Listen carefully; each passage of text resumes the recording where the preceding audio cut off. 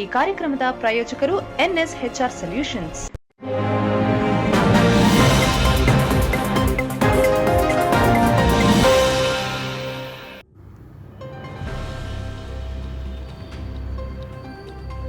ಮೈಸೂರು ನಗರ ಕಾಂಗ್ರೆಸ್ ಸೇವಾದಳ ವತಿಯಿಂದ ಕಾಂಗ್ರೆಸ್ ಇಂದಿರಾ ಭವನ ಕಚೇರಿಯ ಹೊರ ಆವರಣದಲ್ಲಿ ಮುಖ್ಯಮಂತ್ರಿ ಸಿದ್ದರಾಮಯ್ಯ ಅವರ 77ನೇ ವರ್ಷದ ಹುಟ್ಟುಹಬ್ಬದ ಅಂಗವಾಗಿ ವಿಶಿಷ್ಟವಾಗಿ ಭತ್ತದ ಸುಗ್ಗಿ, ಭತ್ತ ಬಿಡಿಸುವ ಮುಖಾಂತರ ರವೆ ಉಂಡೆಯನ್ನು ಸಿಹಿ ವಿತರಿಸುವ ಮೂಲಕ ಹುಟ್ಟುಹಬ್ಬ ಆಚರಿಸಲಾಯಿತು.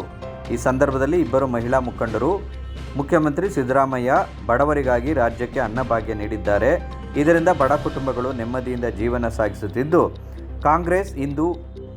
ಕಾಂಗ್ರೆಸ್ ಸೇವಾದಳದ ಅಧ್ಯಕ್ಷ MK ಅಶೋಕ್ ಅವರು ಹುಟ್ಟುಹಬ್ಬವನ್ನು ಮುಖ್ಯಮಂತ್ರಿ ಸಿದ್ದರಾಮಯ್ಯ ಅವರ ಭಾವಚಿತ್ರವಿರುವ ಕಟೌಟಿಗೆ ಭತ್ತದ ಹಾರ ಹಾಕಿ ಭತ್ತ ಬಿಡಿಸಿರುವ ಭತ್ತವನ್ನು ತಮ್ಮ ಮಡಿಲಿಗೆ ಹಾಕಿಕೊಂಡು ನಾವು ಧನ್ಯರಾದೆವು ಎಂದು ಹರ್ಷಪಟ್ಟರು.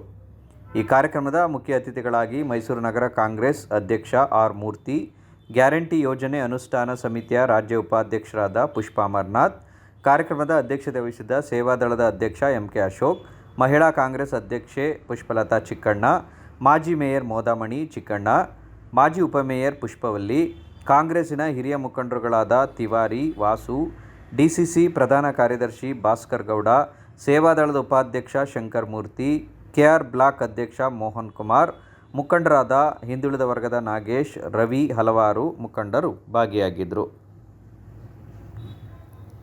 ರಾಜ್ಯದ ಆಡಳಿತ ಪಕ್ಷ ಹಾಗೂ ವಿರೋಧ ಪಕ್ಷಗಳು ರಾಜಕೀಯ ದೊಂಬಲಾಟವನ್ನು ಆಡ್ತಾ ಇವೆ. ಅವನ್ನ ಖಂಡಿಸಿ ಹಾಗೂ ಮಾನ್ಯ ರಾಜ್ಯಪಾಲರು ಈ ಕೂಡಲೇ ಏನು ಮೂಲದಲ್ಲಿ 1000 ಕೋಟಿ ಹಗರಣ ಆಗಿದೆ, ಇದನ್ನು ಈ ಕೂಡಲೇ CBI ತನಿಖೆಗೆ ವಹಿಸಬೇಕು ಅಂತ ಒತ್ತಾಯವನ್ನು ಮಾಡಿ ಇಂದು ನಾವು ನಮ್ಮ ಕರ್ನಾಟಕ ಸೇನಾ ಪಡೆಯ ವತಿಯಿಂದ ಪ್ರತಿಭಟನೆ ಮಾಡ್ತಾ ಇದ್ದೀವಿ. ಕಳೆದ 2 ತಿಂಗಳ ಹಿಂದೆ ಈ ಪ್ರಕರಣ ಬೆಳಕಿಗೆ ಬಂತು. ಮೂಡ ಆಯುಕ್ತ ಆಗಿದ್ದಂತಹ ದಿನೇಶ್ ಕುಮಾರ್ ಅವರು 5000 ಕೋಟಿ ಹಗರಣವನ್ನು ಮಾಡಿ ಅವ್ರನ್ನ ಕಾಣಲು ಬಂದಂತಹ ನಗರಾಭಿವೃದ್ಧಿ ಸಚಿವರು ಸಹ ಅವನ್ನ ಅಮಾನತುಗೊಳಿಸಿ ಅವನ್ನ ತೀವ್ರ ತನಿಖೆಗೂ ಒಳಪಡಿಸಿ ರಾಜಮರ್ಯಾದೆಯಿಂದ ಅವರಿಗೆ ವರ್ಗಾವಣೆ ಮಾಡಿರೋದು ನಿಜಕ್ಕೂ ಖಂಡನೀಯ. ಇದರಲ್ಲಿ ನಗರಾಭಿವೃದ್ಧಿ ಸಚಿವರು ಸಹ ಭಾಗಿಯಾಗಿದ್ದಾರೆ ಅಂತ ಕಂಡು ಬರ್ತಾ ಇದೆ. ಏನು 80,000 ಜನ ಅರ್ಜಿಗಳನ್ನ ಹಾಕೊಂಡು ಮೂಲದಲ್ಲಿ ಕಾಯ್ತಾ ಇದ್ದಾರೆ. ಇಲ್ಲಿ ಜನಗಳಿಗೆ ಒಂದು ಸೈಟನ್ನು ಕೊಡ್ಲಿಕ್ಕಾಗ್ತಾ ಇಲ್ಲ. ಇಲ್ಲಿ ಇರುವಂಥ ರಾಜ್ಯ ಸರ್ಕಾರ ಹಾಗೂ ಭ್ರಷ್ಟ ಅಧಿಕಾರಿಗಳು ಮೂಲದಲ್ಲಿ ಇರೋ ಸೈಟ್ನೆಲ್ಲ ನುಂಗಿ ನೀರು ಕುಡಿದಿದ್ದಾರೆ. ಈ ಕೂಡಲೇ ರಾಜ್ಯ ಸರ್ಕಾರ ಏನು 50-50 ಅನುಪಾತದಲ್ಲಿ ಬದಲಿ ನಿವೇಶನಗಳನ್ನ ಕೊಟ್ಟಿದೆ, 5,000 ನಿವೇಶನಗಳನ್ನ ಅದನ್ನ ವಾಪಸ್ ಪಡೆದು ನಿಜವಾದ ಫಲಾನುಭವಿಗಳಿಗೆ ಅದನ್ನ ಹಂಚಿಕೆಯನ್ನು ಮಾಡಬೇಕು. ಏನು ಮಾನ್ಯ ರಾಜ್ಯಪಾಲರು ಮುಖ್ಯಮಂತ್ರಿಗಳಿಗೆ ನೋಟಿಸನ್ನು ಕೊಟ್ಟಿದ್ದಾರೆ, ಪ್ರಾಸಿಕ್ಯೂಷನ್ ಬಗ್ಗೆ ವರದಿಯನ್ನು ಕೇಳಿದ್ದಾರೆ. ಅದ್ರ ಜೊತೆಗೆ ಈ ಕೂಡಲೇ ತಪ್ಪದೆ ಏನು CBI ಪ್ರಕರಣನ ಇದಕ್ಕೆ ತನಿಖೆಗೆ ವಹಿಸಬೇಕು. ಹಾಗೂ ಇದೇನು ಹಣ ಲೂಟಿಯಾಗಿದೆ ಇದು ರಾಜ್ಯ ಸರ್ಕಾರಕ್ಕೆ ಮತ್ತೆ ಜನರ ಹಣ ಸರ್ಕಾರಕ್ಕೆ ಬರುವಂತೆ ಮಾಡಬೇಕು.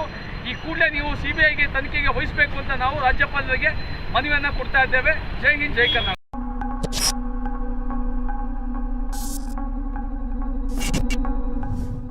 ಈ ಕಾರ್ಯಕ್ರಮದ ಪ್ರಾಯೋಜಕರು NSHR ಸೊಲ್ಯೂಷನ್ಸ್.